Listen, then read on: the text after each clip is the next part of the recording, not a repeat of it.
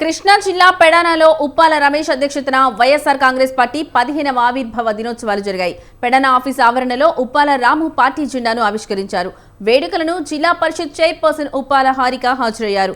Party cake cut చేసి శుభాకాంక్షలు తెలిపారు. బంటు మిల్లు, కృతివెన్ను, గూడూరు, పెడన మండలాల నుంచి భారీగా పార్టీ నాయకులు, కార్యకర్తలు హాజరయ్యారు. పార్టీ కష్టకాలంలో భరోసా ఇచ్చిన కార్యకర్తలకు, నాయకులకు రాము కృతజ్ఞతలు తెలిపారు. పార్టీ అధ్యక్షులు వైఎస్ జగన్మోహన్ రెడ్డి పిలుపు మేరకు యువత పోరులో భాగంగా ర్యాలీ నిర్వహించారు. మచిలీపట్నంలోని కలెక్టరేట్కు పార్టీ నాయకులు, కార్యకర్తలు ర్యాలీగా వెళ్లారు.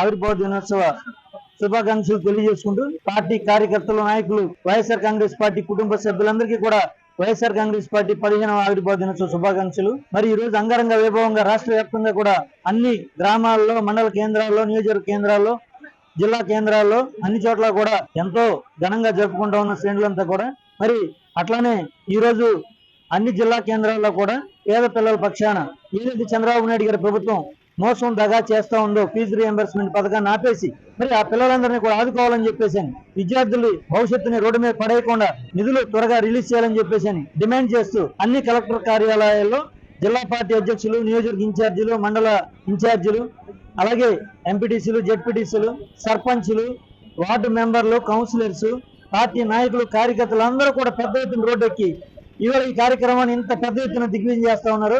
వైఎస్ఆర్ కాంగ్రెస్ పార్టీ 15వ